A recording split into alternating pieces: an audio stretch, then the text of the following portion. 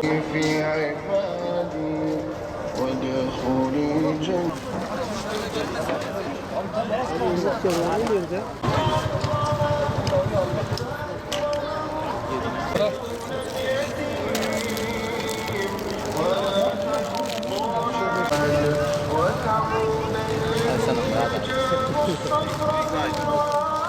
هو عبد يلا مثلا يوم ما بيجي ياخذ نفسه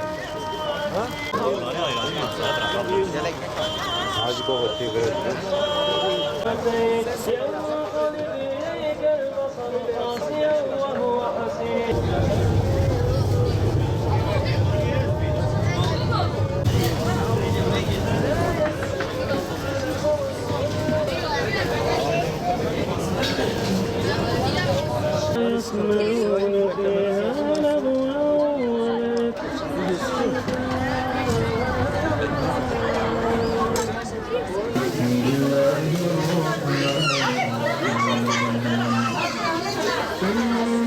Bizleri bu mübarek Ramazan ayı oluşturan Rabbimize hamdolsun.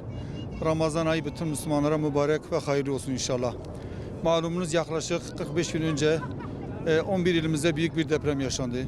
Bu depremde Umut Kervanı ve 4 yardım kuruluşlarımız depremzede kardeşlerimiz yanında sonuna kadar bulunduk. Bu Ramazan ayında da inşallah Diyarbakır'da Umut Kervanı, İHO Ebrar, Yetimler Vakfı ve Avrupa Yetim Eli yetimlere, mağdurlara ve depremzedelere iftar yemeğini sunacağız inşallah. Bu konuda hayırseverlerimizin yardımlarını bekliyoruz, desteklerini bekliyoruz. İftar yemeğimiz 50 TL'dir. Sahur bedeli de 25 TL'dir. Bu Ramazan ayı boyunca inşallah devam edecektir. Hedefimiz işte günlük inşallah 1000 kişilik yemek dağıtacaktır. Depremzedeler olsun, yetimler olsun, mağdur ailelerimiz olsun. Onlara inşallah sunacağız. Bizim zaten karşı tarafta bizim zaten bölümümüz var, kadın bölümümüz vardır. Burası da erkek bölümüdür. Tabii çocuklar da gelebilir, ailece gelebilirler. O konuda sıkıntı yoktur inşallah. Onlara hizmet edeceğiz inşallah. Bu konuda şimdiden yapacakları yardımlardan dolayı hayırseverlerimize teşekkür ederiz. Allah-u Teala hayırlarını kabul etsin.